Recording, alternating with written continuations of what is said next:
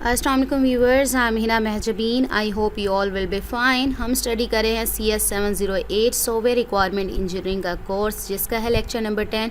But lecture start करने से पहले अगर आप मेरे चैनल पर न्यू हैं दैन प्लीज़ मेरे चैनल को सब्सक्राइब कर दें और बेल आइकन को क्लिक करना मत भूलिएगा ताकि अपकमिंग लेक्चर्स का नोटिफिकेशन आप तक पहुँच जाए। लाइक भी कीजिएगा, शेयर भी कीजिएगा। ओके जी, let's start from today's lecture and topic that is components of requirement elicitation। हम previous lecture से ही requirement elicitation process that is the part of requirement engineering process discuss कर रहे हैं और आज हमने study करने हैं components of requirement elicitation that are application domain। diagram में आप देख सकते हैं application domain, then second step is problem to be solved, third is business context, fourth is stakeholder needs and constraints. तो dimensions की बात करूं, यानी डायमेंशंस हैं रिक्वायरमेंट एलिसिटेशन प्रोसेस के कि आप फर्स्टली अंडरस्टैंड करते हैं कि एप्लीकेशन डोमेन क्या है। लेट्स सी एप्लीकेशन डोमेन में क्या होगा कि आप जो डोमेन है आपकी जिसमें आप सिस्टम डेवलप कर रहे हैं, आपका सिस्टम इम्प्लीमेंट होगा, उस डोमेन के बारे में इंफॉर्मेशन लेते हैं, नॉलेज गेन करते हैं ताकि आप जब प्रोजेक्ट आपका एग्जीक्यूट हो या इम्प्लीमेंटेशन उसकी हो तो सक्सेसफुली हो और आपकी ऑर्गेनाइजेशन में ठीक से वर्क करे, ताकि नॉलेज होगा देन ही आप ठीक तरह इसको इम्प्लीमेंट करवा सकते हैं। देन आपके पास सेकेंड स्टेप क्या है, प्रॉब्लम टू बी सॉल्व्ड। अब इसमें क्या लेते हैं, अब आपका जो सिस्टम एग्जिस्टिंग सिस्टम काम कर रहा था तो उसके बारे में जो कस्टमर को प्रॉब्लम फेस आई थी तो आप क्या करेंगे कि वहाँ की इन्फॉर्मेशन लेंगे कि ये प्रॉब्लम क्यों फेस करनी पड़ी या इसको किस तरह से सॉल्व कर सकते हैं जहाँ पर आपका सिस्टम आपका इम्प्लीमेंट होगा। नेक्स्ट बिज़नेस अंडरस्टैंडिंग, यानी कौन सा बिज़नेस है या किस बिज़नेस में ये प्रॉब्लम आई है या आप जो सिस्टम है वो इम्प्लीमेंट कर रहे हैं या किस तरह से ये आपका जो न्यू सिस्टम है जो डेवलप होगा कंट्रीब्यूट करेगा या इंटरेक्ट करेगा। देन आप understanding the needs and constraints of the system stakeholder, यानी उनकी नीड्स क्या हैं जो सिस्टम को यूज़ कर रहे हैं या कॉन्स्ट्रेंट्स कौन से हैं जो वो इस पर इम्प्लीमेंट करवाना चाहते हैं। So let's read it. Application domain understanding, that are the dimensions to requirement elicitation process, problem understanding, business understanding, then understanding the needs and constraints of system stakeholders. First is application domain understanding, that is the knowledge of the general area where the system is applied, जहाँ system को apply करना है उसके बारे में knowledge. Problem understanding, the details of the specific customer problem where the system will be applied must be understood, यानी कौन सी problem है उसको understand करना जहाँ आपका system apply होगा, जो कस्टमर को प्रॉब्लम्स फेस हो रही हैं सारी इन्फॉर्मेशन लेनी है। Then is business understanding, understand how the systems interact and contribute to overall business goals, कि आपका जो सिस्टम है जो इम्प्लीमेंट करने लगे हैं वो किस तरह से इंटरेक्ट करेगा, कंट्रीब्यूट करेगा बिजनेस गोल्स, क्योंकि पहले हम बिजनेस गोल्स भी देखते हैं तो उसी के अकॉर्डिंग ही आपको अपना सिस्टम इम्प्लीमेंट करवाना है। Understanding the needs and constraints of the system stakeholders, that are understand in detail the specific needs of the people who require system support in their work, यानी उन्हें स्टेक होल्डर्स की needs क्या हैं या उनके constraints क्या हैं जो कि ये जो आप न्यू सिस्टम डेवलप करें हैं उनके वर्क में उनको सपोर्ट करेगा, किस तरह से सपोर्ट करेगा, ये सारी चीज़ें अंडरस्टैंड करना ज़रूरी है। रिक्वायरमेंट एलिसिटेशन प्रोसेस में ही यही काम होता है ताकि हमारा जो रिक्वायरमेंट इंजीनियरिंग प्रोसेस है वो स्मूथली अपनी परफॉर्मेंस फुलफ़िल करे। Okay, next is elicitation analysis process, that are closely linked processes. जो requirement elicitation process is implemented by following requirement analysis. So we will see it in detail in further coming lectures. So let's see requirement elicitations, that are objective setting, background knowledge acquisition, knowledge organization, stakeholder requirement collection। Ji, requirement elicitation stages हैं जो 4 हैं, इसको one by one learn करेंगे। First हमारी जो है objective setting है। Objective यानी मकसद क्या है, ऑब्जेक्टिव सेटिंग यानी आपका जो बिज़नेस है इस पर क्या होता है कि बिज़नेस का किस तरह से गोल्स देखेंगे आप कि बिज़नेस के जनरल गोल्स क्या हैं, या फिर आपकी जो प्रॉब्लम है उसकी डिस्क्रिप्शन, यानी आप सॉल्व करनी है प्रॉब्लम, क्योंकि जब भी कोई प्रॉब्लम सॉल्व करनी होती है, ऐसे ही है ना, सिस्टम कब इम्प्लीमेंट होता है या डेवलप होता है, अगर कोई प्रॉब्लम फेस करें हैं तो उसके सॉल्यूशन में आप डेवलप करते हैं ऐसे, ठीक है। तो उस प्रॉब्लम को समझना, उसकी डिस्क्रिप्शन लेना, जो आपने सॉल्व करनी है, जो कि आपके सिस्टम के लिए ज़रूरी है। और ये भी देखेंगे कि वाई द सिस्टम में बी नेसेसरी, यानी आप न्यू सिस्टम जो डेवलप कर रहे हैं वो आपका सिस्टम क्यों ज़रूरी है, आपके बिज़नेस गोल्स क्या हैं, आपके बिज़नेस का गोल क्या है, या फिर कॉन्स्ट्रेंट्स ऑन द सिस्टम, या सिस्टम पर कौन कौन सी कंस्ट्रेंट्स हैं, रूल्स हैं या लिमिटेशंस हैं जो आपने फुलफ़िल करने, जैसे बजट हो गया, कितना बजट लगेगा इसमें, स्केड्यूल कितना रखना है, इंटरऑपरेबिलिटी कॉन्स्ट्रेंट्स क्या हैं, किस तरह से वो दूसरे सिस्टम्स के साथ इंटरेक्ट करेगा। ये सारी चीज़ें आप लोग कहाँ करते हैं, ऑब्जेक्टिव सेटिंग में पहले सेट कर लेते हैं ताकि आगे फर्दर प्रोसेसेस में, फर्दर स्टेप्स में कोई प्रॉब्लम फेस ना करनी पड़े। Overall organisational objectives should be established at this stage, यानी जितने भी ऑब्जेक्टिव हैं, जितने भी रिलेटेड बिजनेस से रिलेटेड, प्रॉब्लम से रिलेटेड, कॉन्स्ट्रेंट्स से रिलेटेड जो भी हैं, तो इसी स्टेप में, इसी स्टेज में क्या है, इस्टेब्लिश किए जाते हैं। These include general goals of business and outline description of the problem to be solved and why the system may be necessary and the constraints on the system such as budget, schedule and interoperability constraints. Next is background knowledge acquisition. आप किस तरह से background knowledge acquire करते हैं, obtain करते हैं और किस लिए ज़रूरी है। आपको रिक्वायरमेंट जो इंजीनियरिंग प्रोसेस रिक्वायरमेंट एलिसिटेशन कहते भी इसी को हैं, रिक्वायरमेंट गैदरिंग को, ठीक है। तो इसमें क्या होगा, रिक्वायरमेंट इंजीनियर्स बैकग्राउंड इंफॉर्मेशन को गैदर करेंगे और अंडरस्टैंड करेंगे।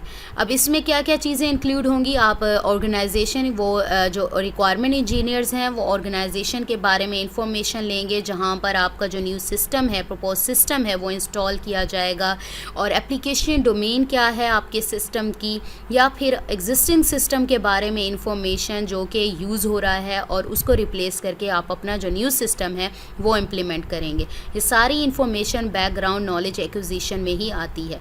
Requirement engineers gather and understand background information. These include information about the organization, where the system is to be installed, and information about the application domain of the system, and information about any existing systems which are in use and which may be replaced.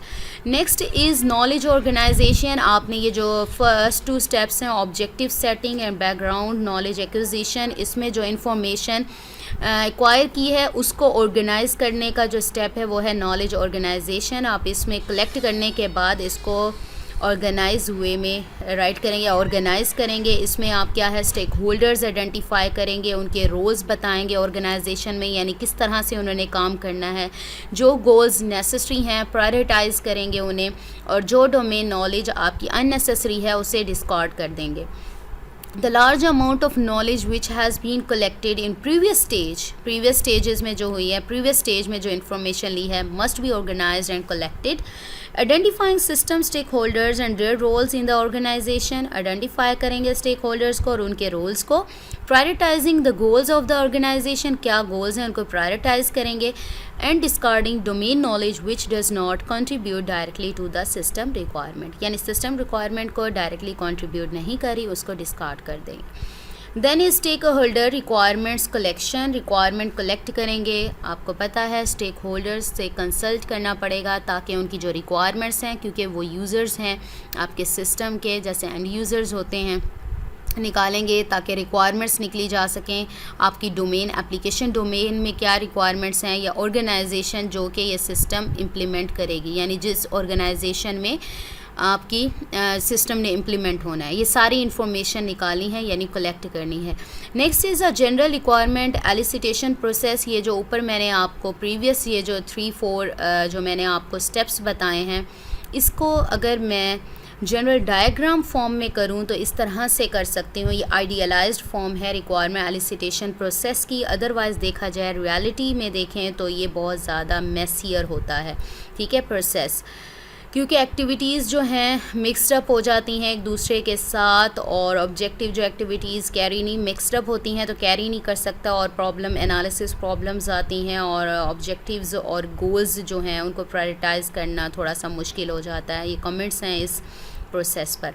Establish objectives अभी हमने बात की थी, जिसमें business goals होंगे, यानी business के गोल क्या हैं, आपका सिस्टम उसके गोल्स को, कौन से ऐसे गोल्स हैं जो फुलफ़िल करता है, कंट्रीब्यूट कर रहा है, या कौन से गोल से इंटरेक्ट करता है। प्रॉब्लम टू बी सॉल्व, कौन सी ऐसी प्रॉब्लम है जो आपका न्यू सिस्टम है उसको सॉल्व कर रहा है, जो एग्जिस्टिंग सिस्टम में प्रेजेंट थी। दैन सिस्टम कॉन्स्ट्रेंट्स कौन कौन से हैं जो इसने फुलफ़िल करने हैं। Then understand background, background knowledge यहाँ पर बात की थी कि आप बैकग्राउंड नॉलेज एक्विजिशन वाला स्टेप बात की थी, तो उसमें ऑर्गेनाइजेशन स्ट्रक्चर के किस तरह का आपका स्ट्रक्चर है जिसमें आपका जो न्यू सिस्टम है वो इम्प्लीमेंट होना है। एप्लीकेशन डोमेन के बारे में इंफॉर्मेशन लेंगे आप, एग्जिस्टिंग सिस्टम के बारे में इंफॉर्मेशन लेंगे, यहाँ पर मैंने आपको अभी बताया है। ठीक है। नेक्स्ट इज़ ऑर्गेनाइज नॉलेज, यानी नॉलेज ऑर्गेनाइजेशन, यानी आपने जो प्रीवियस स्टेज में इंफॉर्मेशन ली है उसको क्या करेंगे, ऑर्गेनाइज यानी कलेक्टेड फॉर्म में ऑर्गेनाइज करेंगे। स्टेक होल्डर आइडेंटिफाई करेंगे, कौन कौन से स्टेक होल्डर्स हैं, उनका काम क्या है। गोल प्रायोरिटाइजेशन होगी, प्रायोरिटाइज करेंगे यानी कौन से गोल्स मोस्ट इंपॉर्टेंट हैं।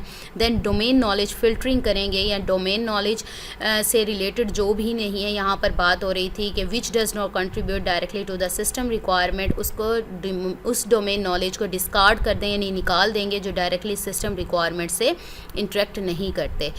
नेक्स्ट कलेक्ट रिक्वायरमेंट, यहाँ पर स्टेक होल्डर रिक्वायरमेंट कलेक्शन की बात हुई थी, यानी उनकी रिक्वायरमेंट्स उनसे कलेक्ट की जाएंगी। डोमेन रिक्वायरमेंट लेंगे जहाँ पर आपका सिस्टम इम्प्लीमेंट होगा, और ऑर्गेनाइजेशन रिक्वायरमेंट्स भी यहाँ पर बात हुई थी। अब इसको उसने क्या है डायग्राम फॉर्म में, बहुत आइडियलाइज्ड फॉर्म में इसको राइट कर दिया है। कमेंट्स क्या थे जो मैं भी बता रही थी, it is an idealised process while the reality of the requirements elicitation tends to be much messier.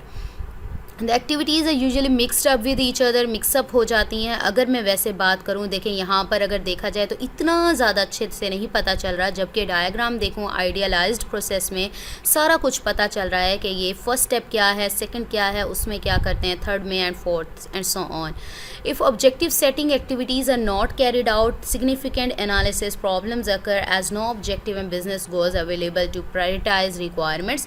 अगर ऑब्जेक्टिव जो उसने कहा मैसियर हो जाता है, अगर मैसियर हो जाएगा तो आपकी जो ऑब्जेक्टिव सेटिंग का जो स्टेप है वो कैरी नहीं किया जा सकेगा, और जिसकी वजह से एनालिसिस प्रॉब्लम्स होंगे, और क्योंकि हमारा जो ऑब्जेक्टिव है और बिज़नेस गोल्स हैं वो अवेलेबल ही नहीं होंगे, जिसकी वजह से हम जो रिक्वायरमेंट्स हैं हमारी या गोल्स हैं उनको प्रायोरिटाइज कर सकें। ओके जी, फर्दर इसको डिस्कस करेंगे क्योंकि ये जो प्रोसेस है is followed by the requirement analysis process which will be discussed in an other lecture, but we are stopping here this lecture. Next is basics of knowledge acquisition. मैंने आपको ये start में भी बताया था इस लेक्चर में या लास्ट प्रीवियस लेक्चर में कि किस तरह से आप नॉलेज गेन कर सकते हैं। रीडिंग यानी जो डॉक्यूमेंट जो चीज़ आपको गिवन है या रीड करके, या लिसनिंग यानी लोगों से सुनकर आपको रिक्वायरमेंट्स का पता चल सकता है। आस्किंग लोगों से पूछकर, यानी जो काम कर रहे हैं उनको ज़्यादा पता होगा तो थोड़ा सा आपको पता चल जाता है कि ट्रेंड्स किस तरह से चल रहे हैं। ऑब्जर्विंग यानी लोग काम कर रहे हैं, आप उनको ऑब्ज़र्व करें कि किस तरह से काम कर रहे हैं या कौन सी ऐसी प्रॉब्लम्स हैं जो वो फेस कर रहे हैं, उसको क्या है रिजॉल्व करना चाहिए। Results in large volume of information which must be organise to make it understandable. क्या होता है इसमें कि आप ये सारा डेटा जब कलेक्ट करते हैं तो हो सकता है कि आपकी जो इन्फॉर्मेशन है वह लार्ज हो जाए, यानी वॉल्यूम लार्ज हो जाए, तो उसको ऑर्गेनाइज़ करने की ज़रूरत होती है ताकि वो अंडरस्टैंडेबल फॉर्म में आ जाए, ये ना हो कि मैसियर वर्क हो। तो इसके लिए टेक्निक्स क्या होंगी, नॉलेज स्ट्रक्चरिंग टेक्निक्स हैं, 3 टेक्निक्स हैं जो हम यहाँ डिस्कस करने वाले हैं। First is partitioning, next is abstraction, third one is projection. Partitioning name से ही पता चल रहा है आपको पार्टीशन करना, यानी आपके पास ऑर्गेनाइजेशन और नॉलेज जो है ऑर्गेनाइज करने के बाद आप इसको क्या कर सकते हैं, पार्ट्स में डिवाइड कर सकते हैं। यहाँ पर एग्जांपल भी गिवन है कि इस तरह से आप इंफॉर्मेशन को पार्टीशन कर सकते हैं। एब्स्ट्रैक्शन में क्या होगा, जनरल स्पेसिफिक रिलेशनशिप है, यानी आप एक क्लास ले लें और उसी के अंदर उसके बाकी जो इन्फॉर्मेशन है वो डाल दें। यानी एक पैसेंजर की बात करें तो पैसेंजर से रिलेटेड जो भी ऑल क्लासेस होंगे, children, adults, full fare, paying, concessionary passenger etcetera, ये सारी इन्फॉर्मेशन इसके अंदर आ जाएगी, यानी स्पेसिफिक एंड देयर उसकी इन्फॉर्मेशन डाल दी। प्रोजेक्शन भी इसी तरह से है, सेवरल डिफरेंट पर्सपेक्टिव और व्यू पॉइंट्स यूज़ कर सकते हैं आप लोग। चलें रीड करते हैं इसे। Partitioning, organisation of knowledge into aggregation relationships where requirement knowledge is described in term of its parts. Aggregation relationship में यानी आप पार्ट्स में डिवाइड कर देते हैं Booking system example, a booking record may be defined as a flight reference, source and destination of flight, the name address of the passenger, fare and date of the travel. इस तरह से partitioning कर दी, यानी आपने different fields को, attributes को side पर, यानी रेफरेंस, फ़्लाइट रेफरेंस वाली लिस्ट सेपरेट कर दी, source and destination of flight वाले जो भी रिकॉर्ड है उसको सेपरेट कर दें, name address of passenger separate हो गया, डेट एंड ट्रैवल भी। इसी तरह से एब्स्ट्रैक्शन की बात करेंगे तो abstraction organisation of knowledge according to general purpose, general specific relationships, ये मैंने अभी बताया कि किस तरह से जनरल स्पेसिफिक रिलेशनशिप है। Requirement knowledge is describe by relating specific instances to abstract structure, यानी एब्स्ट्रैक्ट कर लिया आपने और उसकी जो इन्फॉर्मेशन है उसी के अंदर डाल दी। जैसे ये passenger abstraction may represent all classes of passengers, यानी एक एब्स्ट्रैक्ट किया आपने एक पैसेंजर नेम, सपोज करें आपके पास स्पेसिफिक एक इंस्टेंस आ गया, तो आपके पास क्या है, उसकी जो क्लासेस बन रही हैं वो चिल्ड्रन है, अडल्ट्स हैं, फुल फेयर पेइंग है, कंसेशनरी पैसेंजर्स है, एट्सेट्रा, ये सारी चीज़ें इसके अंदर ऐड हो गई, एक तरह से क्लास के एट्रीब्यूट्स हो गए। Next is projection, that is about organisation of knowledge from several different perspectives of viewpoints, यानी डिफरेंट व्यू पॉइंट से आप इंफॉर्मेशन ऑर्गेनाइज कर सकते हैं। बुकिंग सिस्टम एग्जांपल जो ऊपर गिवन थी, ट्रैवल एजेंट्स के बारे में, एयरलाइन मैनेजमेंट के बारे में, check in desk operators, passengers, a booking database etcetera. So we have completed our today's lecture, that was lecture number 10, and about the requirement elicitation components of requirement elicitation, that was 4 in number.